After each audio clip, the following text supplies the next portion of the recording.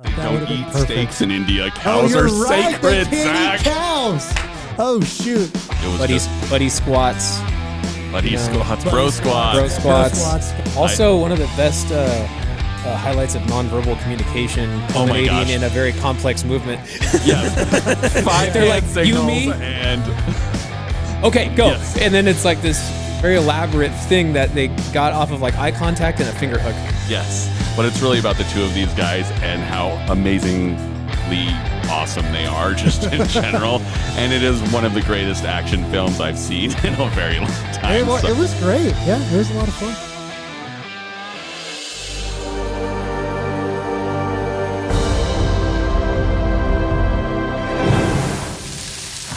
Ladies and gentlemen, welcome to the Real Stakes Podcast, a podcast dedicated to diving into the meat of movies. Mm-hmm. We are here to review, if you clicked on this, you obviously already know, RRR, the big smash hit from India, not indie.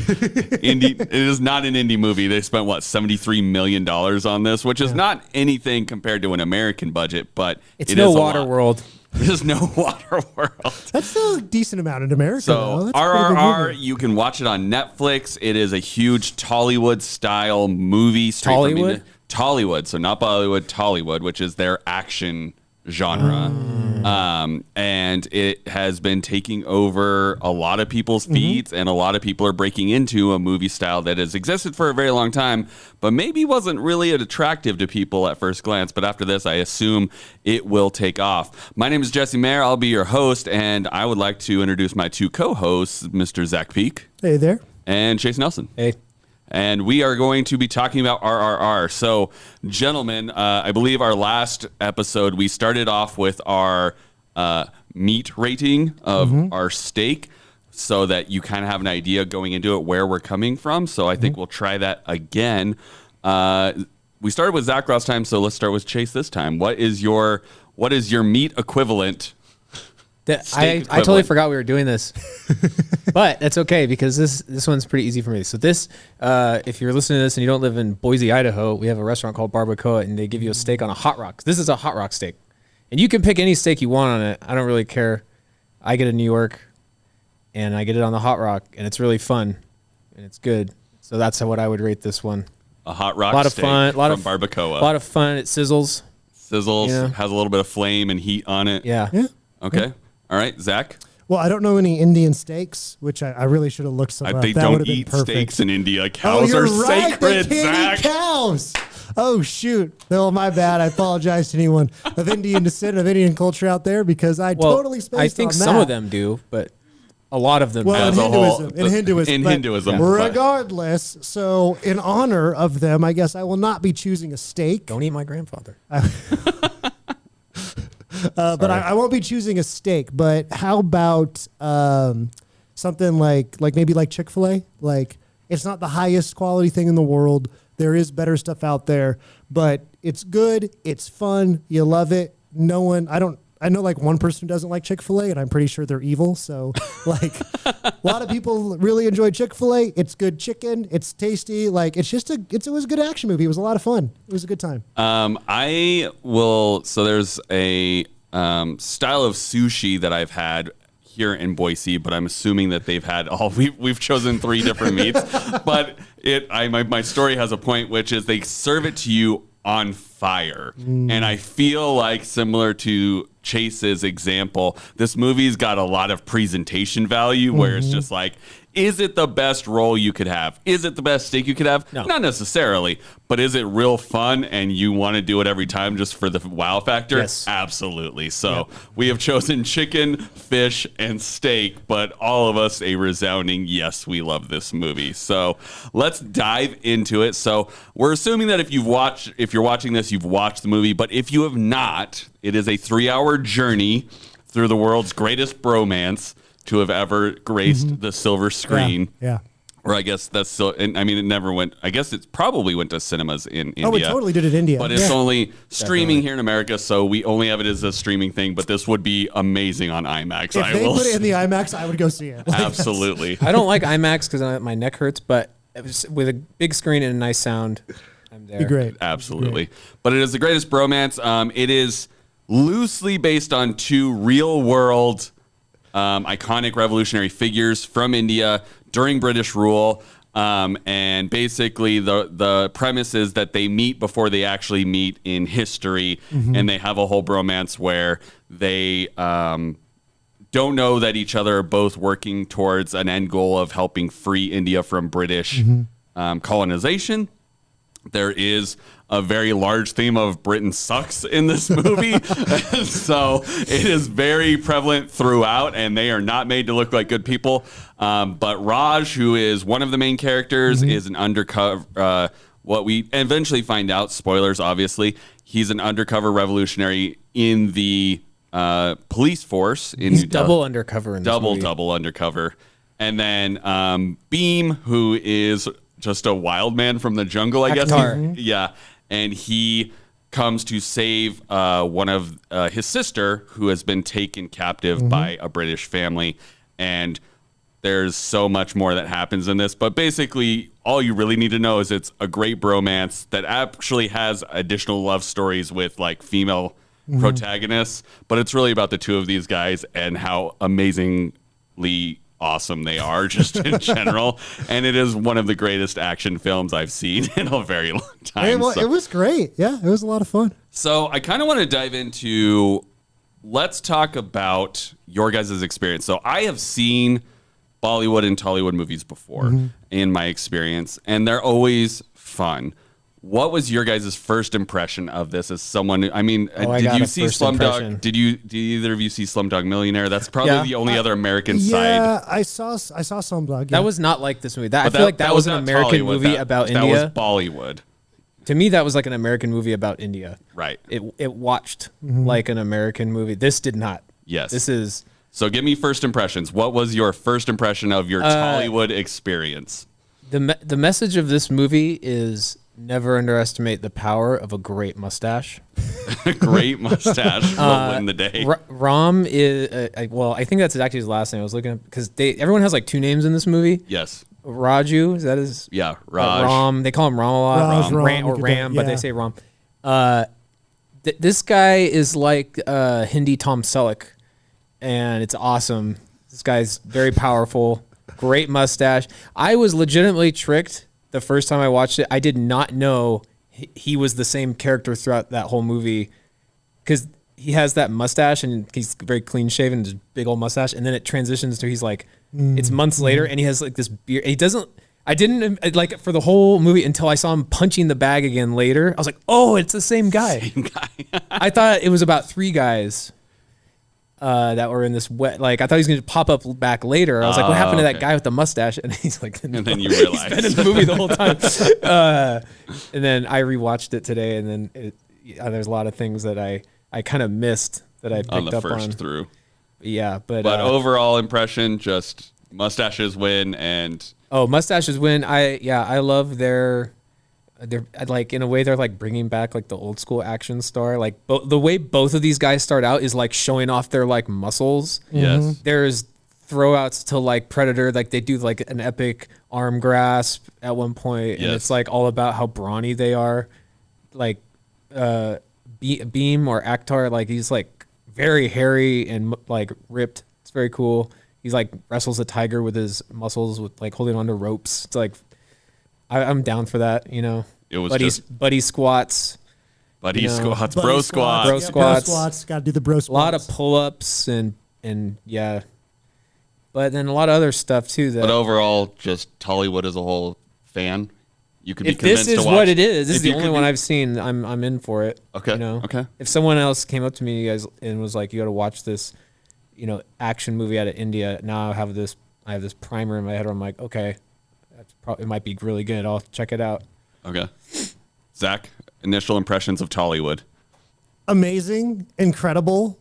Like, I think I watched the Honest Trailer, which is a YouTube channel that like does funny things on movies about it, and I thought they put it best. let's get that stunt coordinator over to America. That guy, that choreographer, the guy who did all the action. King Solomon? Yeah, is that who you're talking King about? Solomon. Wait, what? Let's get him His in name, America. the stunt coordinator's name is King Solomon. Oh, that's epic. It's awesome. And I'm like, let's get him over here right now because it just looked and felt in the action, which is, it's funny because it's a lot of things. It's a little bit of an India propaganda film, which is great because when I mean, it's like every Michael Bay film that we have. No, so. it is. And I love Michael Bay films. So I'm like, I'm not against that, but it's a little bit of that.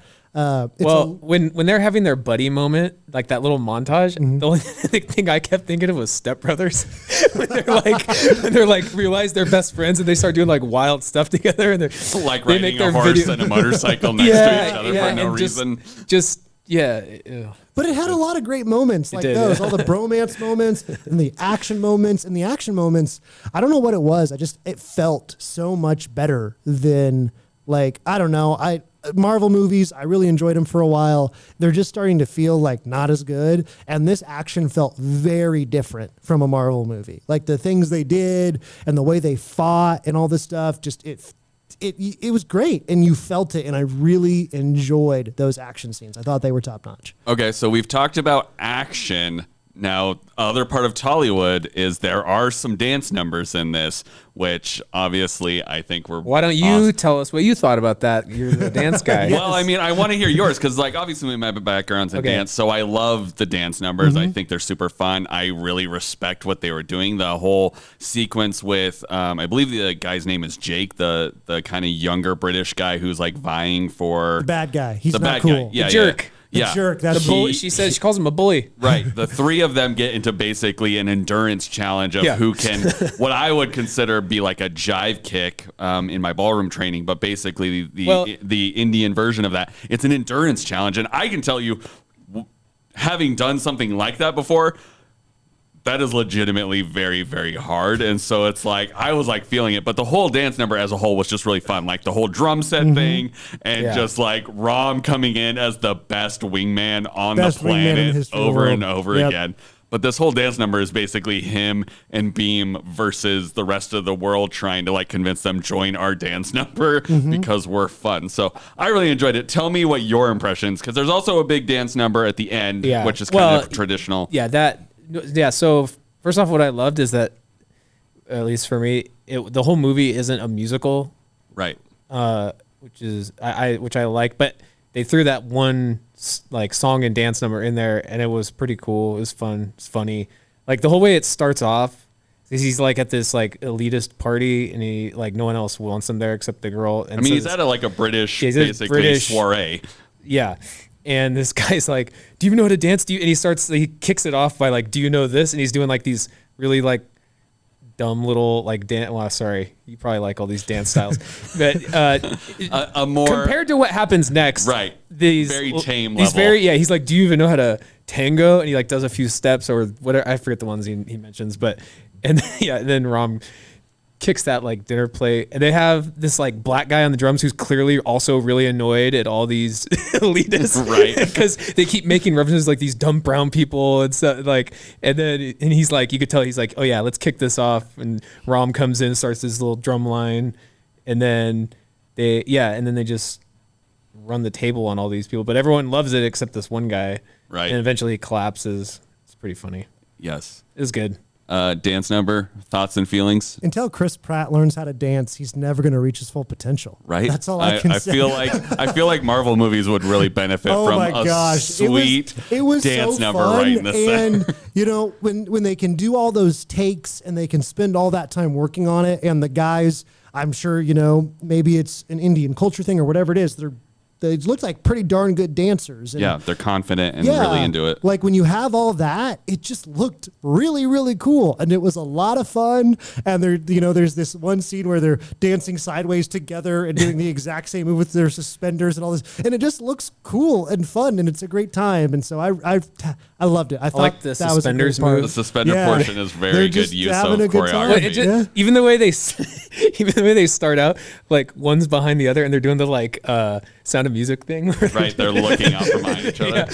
So a couple of fun facts about specifically the dance number is, okay, so Jake, the guy that is the bully, the bad guy, so that guy's entire acting career is basically play the white guy in Bollywood and Tollywood films that learns to do their dance style and ends up being good at it by the end. Like that is his career. So what happened in that movie? That's all the scenes he's in.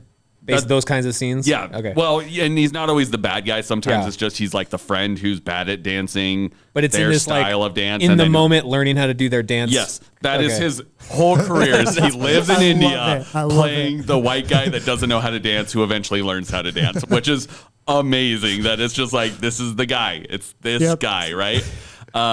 Similarly, I think it's really fun that overall the pacing and the way this movie is cut together and edited is very much influenced by this Bollywood / dance style of rhythm and tempo, where you will really see and feel like it's kind of moving in this rhythmic action, as opposed to like maybe an American style action film where it's just like quick cuts everywhere and you're just slamming fists and it like doesn't feel like it has any rhythm.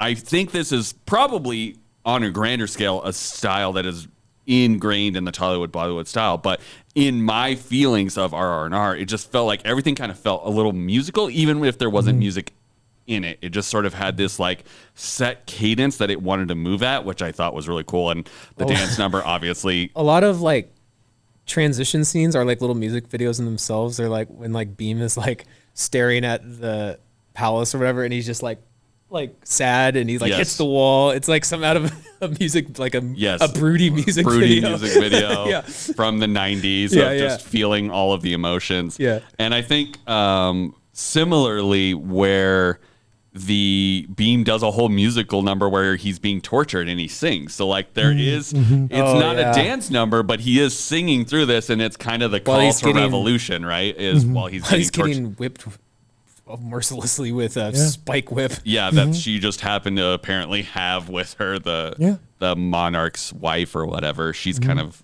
a crazy person too. So, okay, so we've talked about kind of the style as a whole. The last thing I want to do before we really start diving into some of the themes and stuff is, this is basically, as Zach pointed out, kind of like almost like an Indian propaganda movie where it's like just really celebrating these heroes that are in India, right? If America, I kind of take it as the end, but it's all fake, right? Like it's not a storyline that actually happened. This is not something that actually happened. So the closest thing I can think of to this that has happened, and then I want you guys to come up with your own version, is Abraham Lincoln Vampire Hunter, where it was like, it's based on a real person, but then that. Whatever, but the concept is there, right? It's like they took a real life person and said, what if this thing happened that never got recorded in history, right? What is your Americaverse version of this? What do you want to see an RRR treatment of an American hero personality? Can I pull out a couple that I feel like are similar? Like if you're in the audience and you want to know a movie that we're kind of thinking about, I feel like the Russian scenes, the MiG scenes in Top Gun, the original, are like a good example. There's a lot of, American action movies where Russia's the bad guy. Right. And I think those are, again, we don't need to get into history and all that kind of stuff here, but I do think a lot of those, they're very pro-America. The Americans are the good guys, as they should be. But also, like, it's stuff that didn't happen, that they're being kind of imagined. I do think it's a little tougher to do the American Revolution with this. So you don't want to see George Washington, like, getting crazy? No. I said it's tougher. I want to see George Washington. George Washington with a dance number, and then him and Thomas Jefferson doing bro squats out in the field. Most amazing figures in history, just in general, and he's one of the most amazing American figures too. And so to see like an awesome thing for him, I do think in some ways Hamilton is like this. Hamilton gives it a bit of this treatment. Hamilton is a little bit. It's less actiony. Yeah, but it's less actiony and stuff. But Hamilton's a little bit like this, where it takes, one guy. It doesn't take two, but he has friends. He has Lawrence and and then the other guys, and he has two separate, those guys. A lot of his friends played two parts. First is guys during the revolution, and then politicians later. And I think that's probably the closest thing we have. And I would love to see. It captures the musical portion, not the bro squat portion. Not the bro squat portion, unfortunately. So we have had a movie called Red Dawn. That's starring Patrick Swayze. I don't have to talk about the new one, but the classic one. Now, it's not showcasing any great man figure, but the scenario is, I think, what we're talking about. So maybe we need a new, not a remake because we already had a dumb one, but like a Red Dawn movie that involves some hero of ours that we want to embellish greatly. Great embellishment. Yeah. All right, well, let's talk a little bit about the action, and then we'll dive into the theme. So obviously, one of the things in Tollywood is they basically take the premise of, rather than trying to portray this as realistic things, we're going to do what's cool. And they do that with the CGI and the action. So if you look at the CGI, we mentioned the section where Beam's fighting a tiger, right? The tiger looks a little jank. But I feel like they didn't even try to make it look too realistic. But I think that's intentional because they have that big disclaimer at the beginning where it's like the whole menagerie of animals that are depicted in this that are getting fought or thrown at British soldiers. The Jungle Book offense? Yes, the Jungle Book. What did you bring to this knife fight? I brought a zoo. I brought the jungle. I brought the jungle. And so it almost works better because then you don't feel bad for the animals, right? Because they look a little jank. The action is so over the top. And so it seems like rather than the Marvel thing where they're like, well, we have to try to keep this as grounded as possible and we'll do two big fight sequences. They basically go along the premise of, okay, we're going to start the movie with this man fighting a tiger. And then we're just going to play one up with ourselves for the rest of the movie of how much more fun and ridiculous can we get? By the end, to a point where we're doing bro squats and reloading while we're walking. It's a little bit like an Arnold movie, like an old Arnold action movie, where it's just obviously Arnold was a very strong person, but the stuff he does in those movies is just impossible. Right. But you enjoy it, and it's good, and it's fun, and they do it in a certain way that was great, and it was a lot of fun. It was a good time. I enjoyed it. There's also almost a little Tarantino in this, that scene where he just canes 1,000 people, They're surrounded by a mob. Rom's intro, basically. Yeah, Rom's intro. They're surrounded by a mob, and they're in this fence, and he's got his just baton and his Selleck mustache just and everything perfectly shaven, so it's just poppy. It looks so big, and then and the guy's like, "Bring me that man," and he's like, "All right," and he does this Crouching Tiger, Hidden Dragon leap across the fence, which is pretty cool. And then he's in a sea of people. I don't know if either of you have ever been in a really a big mosh pit, like a rock concert or something. It's claustrophobic and it gets a little scary sometimes because you're in such close quarters. It starts to shift like a literal ocean, but you'll be lifted off your feet. It's terrifying. And so he's in this sea of people and he's just fighting all of them. They're trying to get him and he's just whacking and he's getting the crap beat up. It reminded me of a Kill Bill moment or something where she's fighting a gazillion people. Yeah. and eventually he just drags this guy out.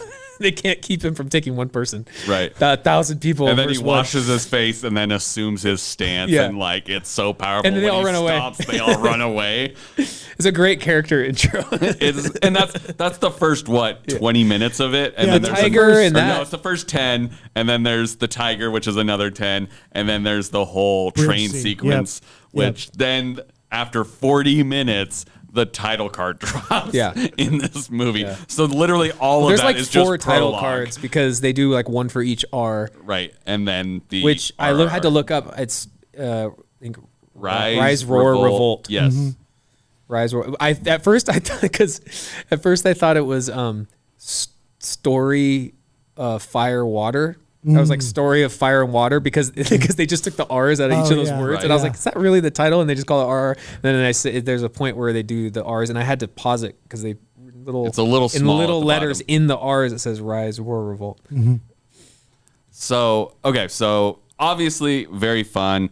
We talked about how the action in the CGI is more focused on the rule of cool rather than the rule of can this physically happen. Physics are lame. Physics are lame. Yeah. We want to see cool things that can never happen. And that's, I think, is one of the greatest things about this is it's they're just having fun the whole time, right? They're telling a great story, but they're having fun. Well, and they do make it look good too. You know, you can do over the top action. When I say in a jank, bad I way. mean like, yeah. But you can do all that, like you can ignore physics and do over the top action and make it look really bad and silly.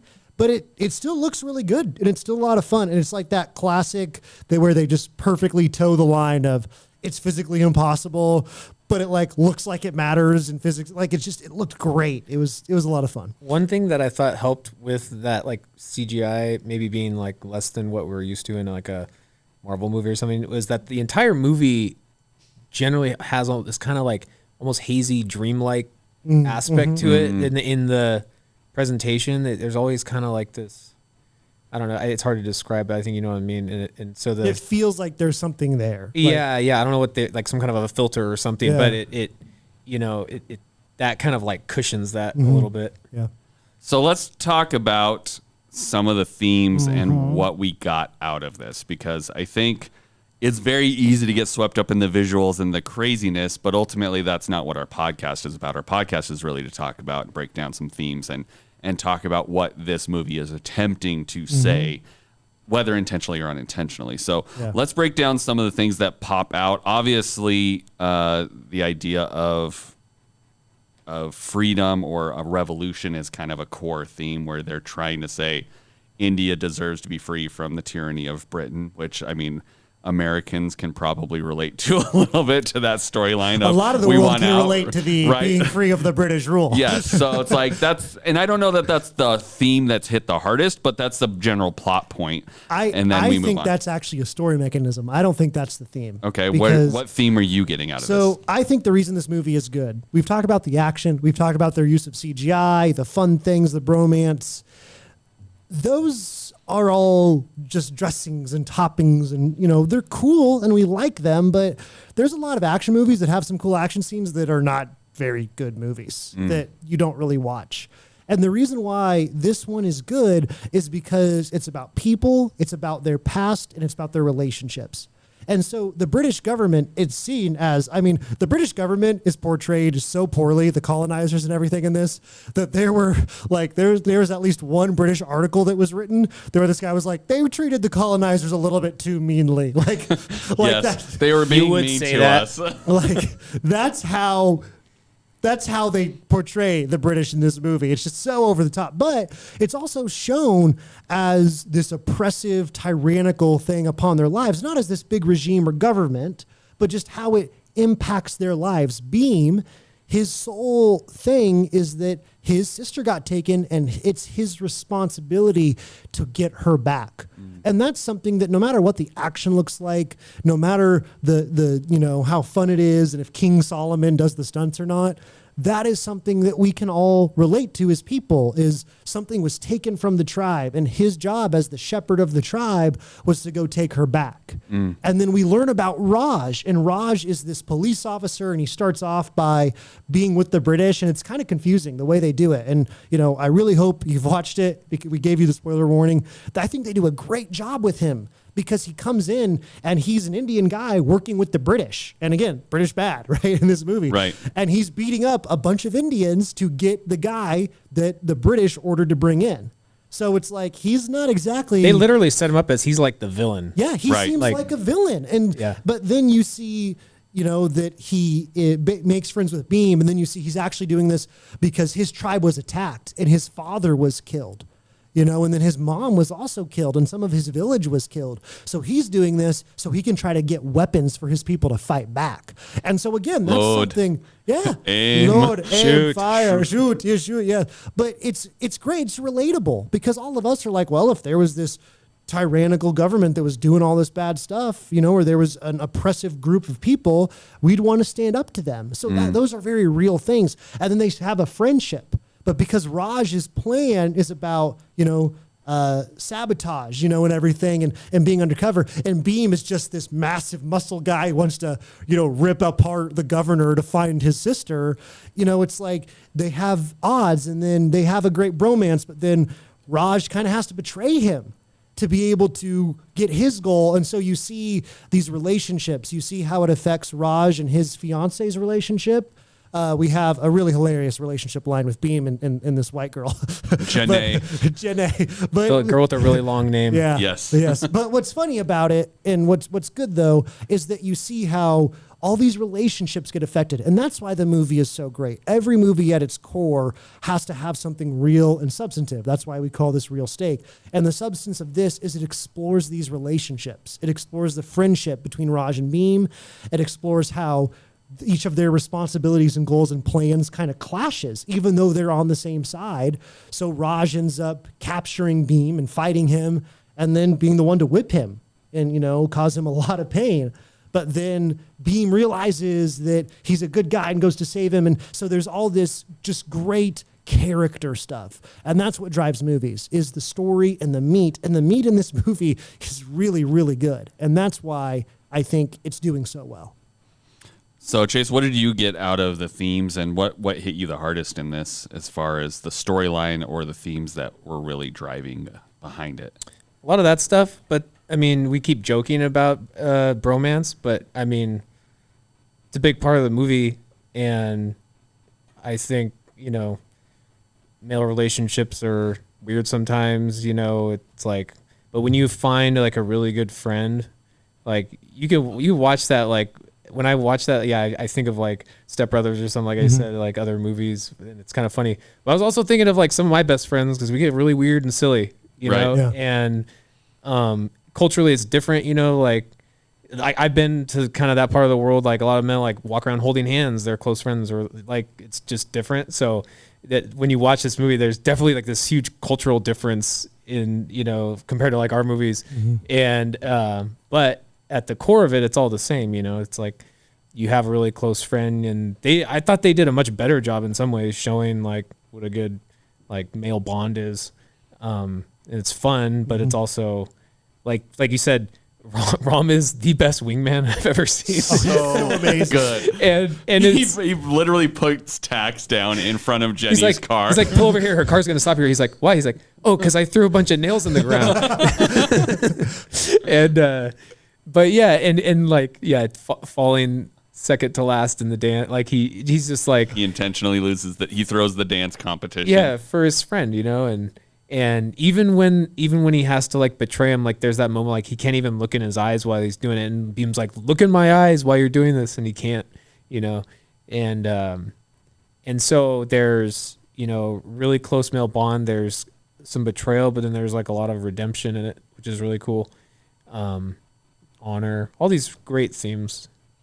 Well, and I really enjoy how we see, the Honest Trailers version of this kind of makes fun of it, but we see all of this very uninhibited shows of strength and emotion, right? Yeah. Like we see these guys fighting lions or tigers and wolves and a zoo and like flipping carriages and doing all these things, and they're just like so strong and confident in that, and they show their struggle. It's not, sometimes they just look cool doing it, and sometimes you literally see like when Beam's holding that tiger back, he's literally like flexing the hardest he can, and he's just like screaming in pain, and like you see the stress and duress on his face.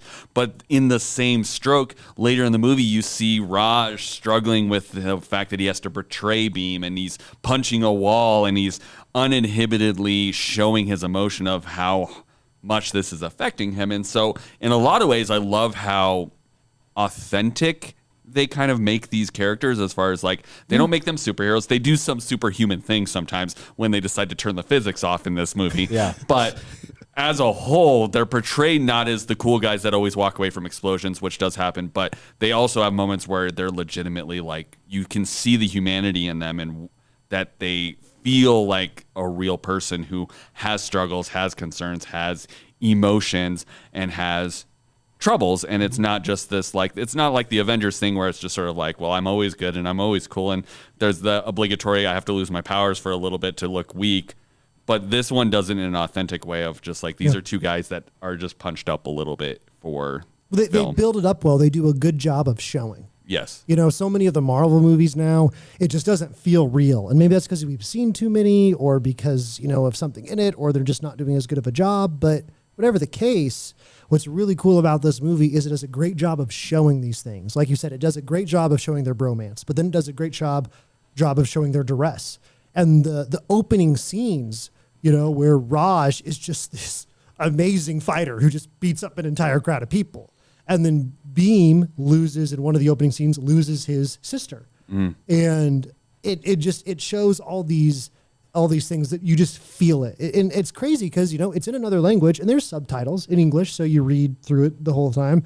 But I feel like even without the words, I would have been able to experience most of the movie the same way, because the way they portray the scenes and the visuals and the musical cues, they do a great job. And so you can feel them growing closer as buddies. And then you can feel the distress at the betrayal. You can feel how Beam is just torn up that his sister is gone. You can see how, you know, Raj is torn up, you know, and his fiance is torn up, that they're apart. All these things you can see where they're dealing with these things. And they do a great job of showing that. And that's what makes movies different from books. That's what makes it different from other forms of media, is that you have to visually show these things. Show and not tell. Exactly. The best movies are show, don't they tell. Show. The best writing is show, don't tell. They use a great job.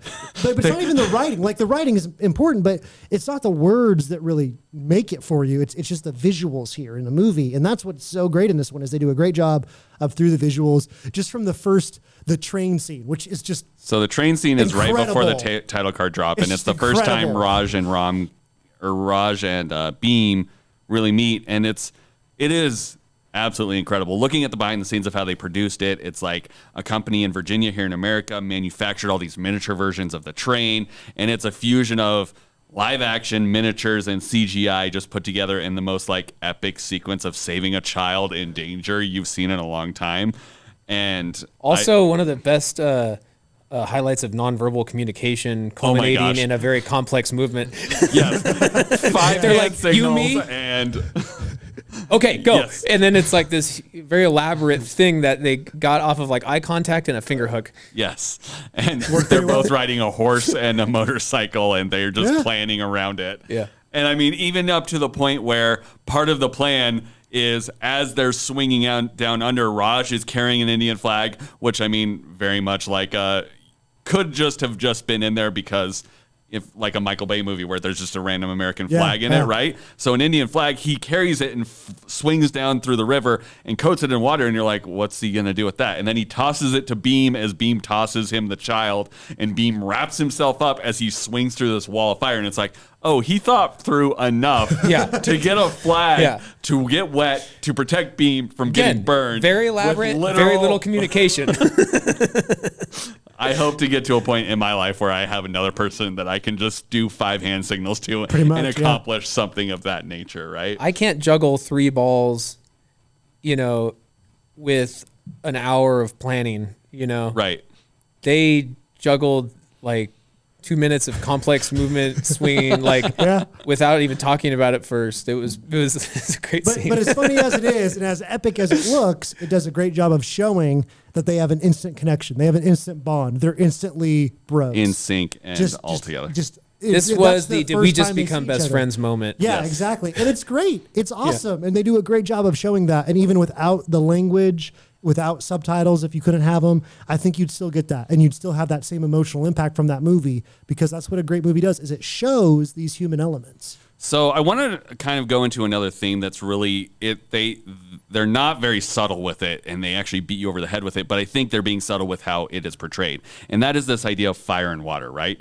Ram is always associated with fire. So the first time you see him, he is standing in front of a burning barrel, and it's like revealed through the fire. The first time you see Beam, there's this amazing camera shot where it starts upside down, showing his reflection in a pool of water, and then it rotates 180 degrees to swing in on him, and he's shirtless and jacked, and you're like, pouring like blood on his head. Yeah, and it's like, so there's this fire and water, and what's I found interesting is, I mean, even in their big battle sequence in the middle when they're fighting each other, again, using CGI and awesomeness, like Rom standing behind explosions and fireworks, and beams in a giant pool of water, and they're both flipping at each other, and there's water and fire following them, and they emphasize this point. But what I think is really being emphasized the whole time is how they are two different ways of going about this revolution, right? So Rom is going through this series of very intricate, very methodical plot to basically rise through the ranks so that he can be in charge of the gun shipment to give it to his people.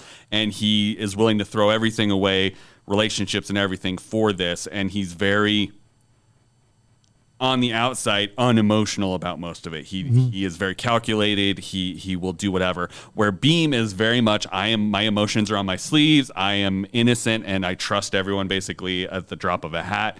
And I am just here to take back my sister, and if we happen to throw the British government in the process, also great. And if I just meet a pretty girl and have to ask her 5 times if I can come to your house, I'll do it. And yeah, have coffee, right? If I happen to fall can in I love come to your house? Yes.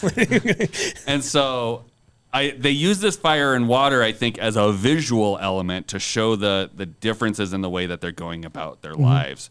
And so I kind of want to talk about that, where it kind of, by the end, what they really are showing is one way doesn't work by itself and the other way doesn't really work by itself. The dream is that you have kind of both ways coming together in this perfect harmony. Any thoughts on that, on what that visual or... Well, I read a little bit about these guys because I was like, these dudes are awesome. Right. I've got to read just a little bit about them. And even just who they were very different people. Beam was part of these tribes that would move through the jungle, and no technology, not a lot of outside communication. They're just kind of happy with themselves. And so they move through the jungle and are kind of untracked and just kind of do their own thing apart from everywhere else. And even though we see in the movie Raj comes from a village and all this stuff, like he's much more involved in the British system and the economy and all that kind of stuff. He's more involved. And so it's interesting to see that they're two different people too. But there's these themes of them coming together, as you said, and overcoming things and being better together than they are separate. Chase, any thoughts? Not really. I kind of the theme is kind of in your face. There's even this scene later when he rescues Rom from the prison, and then they're like on the run, and they send the special forces after them, and it starts out, it's all quiet, and Beam is getting a drink from this like pool, and he's looking at his reflection in the water, and as he's taking a drink,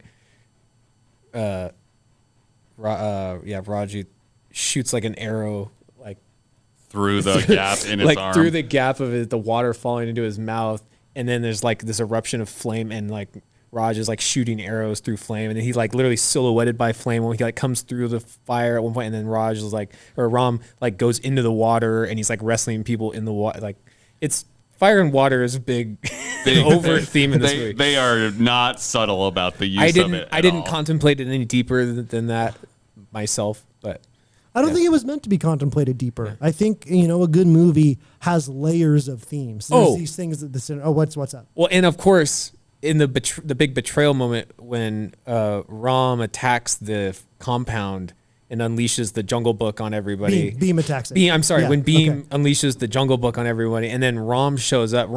He had just saved Ram from a snake bite and thought he was going to be like out of commish for like a day. This is when Raj finds out who Beam is, and he comes in his full bag now, and he's like dressed like his policeman self. He's like all business now, and he's like, I have to arrest this guy. This is the guy I've been looking for to be able to get my position. And they have this like epic duel where he's holding this like flaming piece of scrap metal or something. Right. Like he literally like knocks out a tiger with it. Yeah. and then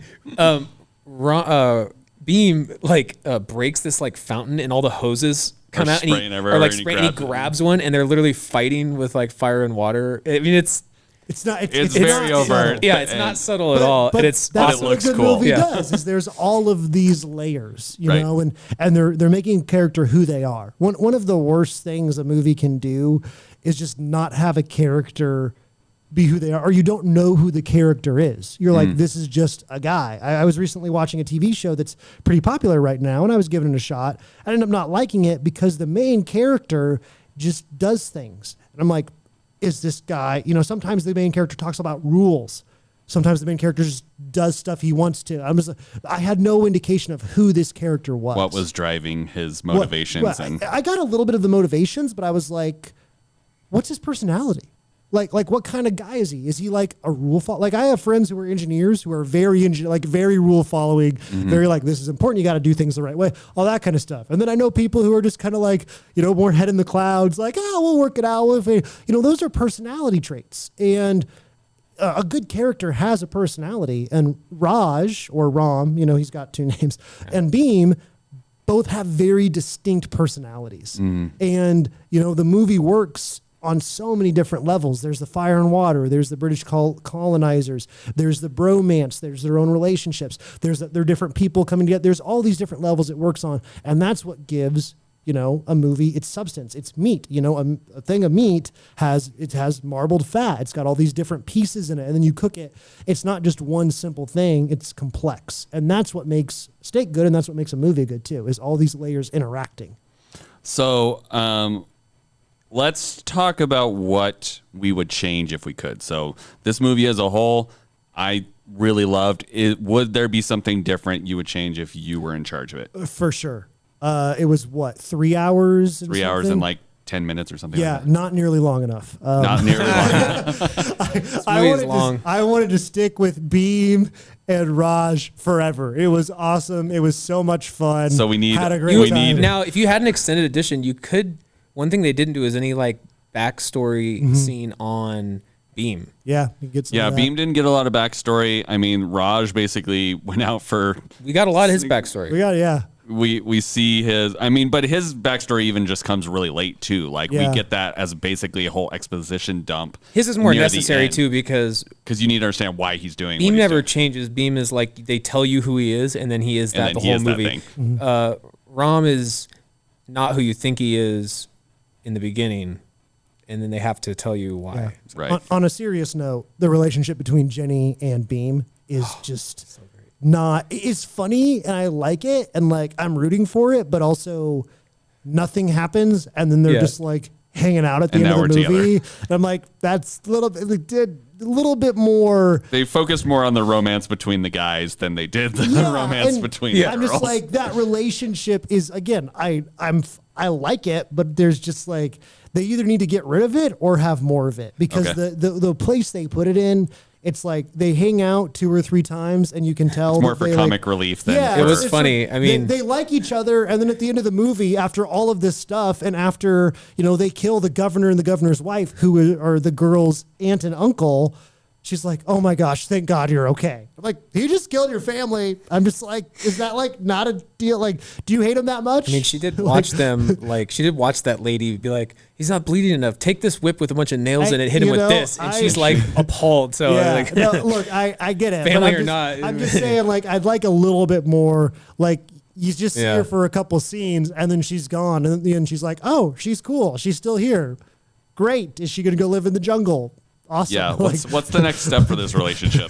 My favorite scene between them is when she finally brings him to the house and he's just like head nodding the whole time because he doesn't. Because he has no idea what she's saying. There's just this giant language barrier, so he's just bobbleheading all the time around her. Like, does he learn any English? Does she learn any? He does learn. He repeats like the word party at some point to Ron. But anyway, that's about it. They're sitting there and. It's like not that it's like right after the dance scene. Mm-hmm. She drives in there right after that they do that big dance over. And she looks and she's talking about like she was really impressed with the dance. And she goes, but your eyes. She's like, when I look in your eyes, I see all this passion. And she says like a bunch of stuff. And he goes in his language, and which she doesn't understand. He goes, I don't understand anything. I don't understand what you're saying. It's very memeable. She says this very elaborate emotional thing, and he goes, I don't understand what you're saying. Anything you would change? No, you like it as is. I mean, yeah. I feel like a newcomer to this world, right? So it's like, who am I to change it? Like, right. I could I tell you what I would change in lots of movies, but this is like a whole new genre for me, and it's the only one I've watched. I mean, maybe all their movies are 3 hours long. I don't know. Like they do tend to be longer. I'd have to watch more of them and get an idea for like what else they do to give it. Be like, oh, that was cool. Why didn't they do that in this movie? But I can't. So okay. I I don't know that I would change anything either. Like I felt like the pacing, even though it was 3 hours, didn't feel like it. I mean, Zach and I watched this one together. Chase watched it on his own. And the whole time, me and Zach were pretty hyped. Like, we were in his house kind of yelling just because we were so hyped about most of the scene. I know. I wish I would have watched it with you guys. I know. But But I think overall, like, I thought the dance number came at the right time. They had a good amount of humor as well as good storytelling. I mean, it's just really hard to... You bring up a good point, though. It's a good movie. Better to watch with your bros. Yeah, like I would if you've say... got a buddy... Watch it with him because it's. I would say you're going to start jumping on each other's shoulders and squatting and doing pull-ups while you're watching. You'll be inspired. Yes, you're like, we could be like this someday if I work out a little bit more. So as we kind of are closing out, I want to talk about one other thing, and that was there's this almost messianic vibe that Beam kind of portrays through this thing in a light way, in that. He's come to save the lost sheep. He's called the shepherd. And I mean, we don't have to get overly religious overtones on this, but you know, we all are believers, and it's a little hard to ignore the fact that he's called the shepherd. He's going after the lost sheep, which is his sister. He gets caught and is tortured. They literally almost replicate Passion of the Christ beating. I was worried that it was like going to get that gruesome because I don't want to watch that again. Right. Unfortunately, they it wasn't. That spike whip out. And I was like, are we going to see the glass and everything? And it could have been that and it should have, I mean, for the physics, talk about bending physics. For what they were doing to him, it actually should have been that, and they kept it like PG-13-ish. Right. But the insinuation was very graphic and serious. Like it's like Braveheart, Passion. I mean, it's like this torture moment that they somehow keep. The harshest parts are like the verbal stuff, like the lady saying, and the fact that Rom's doing it to him. You know, like they keep the gore actually pretty as tame. a whole, this movie there's blood, but it's basically not like PG-13 level. Like you could have a teenager watch this and not be like, oh, you need to cover your eyes during this portion or anything. Like there's nothing in it that's like overly. It's definitely adult content, but it's not. But graphically, it's it's like there's no sex scenes. No, there's not. There's not even. I don't even know that there's swearing in it. I mean, I don't know Hindi, so. Well, I mean, but in the translation, I don't remember. There might be like a This is always one of those things where I go, oh yeah, it's not that bad, and not a movie just like this, but maybe a movie where I'm like, oh yeah, there's no swearing in it, and then I'll put it on, and my child's there, and all of a sudden you're hyper and I'm like, I don't aware. remember that because there are all these like British soldiers in it, and it's very possible that they do, and I'm just not remembering. But for the most part, it could have been a much higher rating than it was. They could have very easily, and it stayed for. But going back to this messianic thing. As he's being tortured, he finally basically collapses, and they carry him off in a very much like messianic way of like treating him with respect, and then it inspires a revolt and like this whole but breaking down of the walls. Great stories are all have archetypes in them because the commonalities of what make us human and make us feel things are there, and so. That, you know, whether you want to compare it to Jesus' story or another story of a tragic hero who's sacrificing, whatever it may be, the point of the story is that he's a hero, and they use that archetype, you know, that you're pointing out to make us feel it, to make us feel inspire him. And to make, you know, I mean, you can't watch that scene and everything that's happened before that and not love Beam. You're ride or die for Beam. You're like, Beam is the man. And it doesn't hurt that he's singing through the whole thing too. Aside from the fact that he actually lives through that, I mean, it's actually a lot closer to like William Wallace and Braveheart. No, yeah, because his death in that scene, but them having to watch. He's still defiant. Yeah, his public torture and defiance in the face of it leads to the ultimate revolution that they needed, like the real unity and then overthrowing of their British occupation. Yet again. Guys, if it's world history, it's always the British. It's always the British. So, I mean, I just thought, that was obviously a very powerful moment of watching him refusing to kneel, even to the point where Rom's trying to like pull his feet out from underneath him. He's like, and he just refuses the whole time and sings a whole song about it. And then the whole revolution starts. So very powerful theme, obviously inspiring as far as like just a desire to be like standing up for what's true and right and not submitting to the easy path just because it's there. So Any final thoughts as we wrap up this podcast on RRR? The sequel, what's the name of the sequel if they make another one? Well, RRR Triple X is squared? taken by... It has to be SSS because that's after RRR. So. You don't think they just add another R? It's R for RR. The returnal. The revengeance. Vin Diesel took Triple X, so we can't do that. But you have, 24 other letters to choose from. That you can stack up. Yeah. Okay. On a serious note, for my final thing to say would be go watch the movie. Like, stream it on Netflix, watch it, not just because it's a good movie, but it's free right now for the time being. It's free for the time being, so it's a fun thing to watch. It's for free, why not? But watch it with friends. Watch it with friends. Yeah. It's a good time, but also because that helps out Bollywood. It gets Bollywood more views, then maybe Netflix will buy their next one, or maybe they'll make another big Bollywood movie. And to be fair, Netflix has been carrying a lot of that stuff for a long time, and no one watches it. Right. That I know, I don't. Yeah. But I've scrolled through many Tollywood movies for a long time. Pulled in a lot of Korean movies and styles. Yeah. Like Netflix has started offering a pretty wide contingent, but again, not everyone's interested. So, anything from you, Chase? Final thoughts? No, fantastic. Go watch it if you haven't. I mean, this was a real kind of unexpected treat. You brought it up. You're like, there's this Bollywood movie. And I was like, okay. You're like, it's really supposed to be really fun. It's kind of this epic movie. I was like, okay, well, I'll watch it. So it's kind of like a really unexpected treat. It's like something totally new. You probably haven't seen anything like it yet.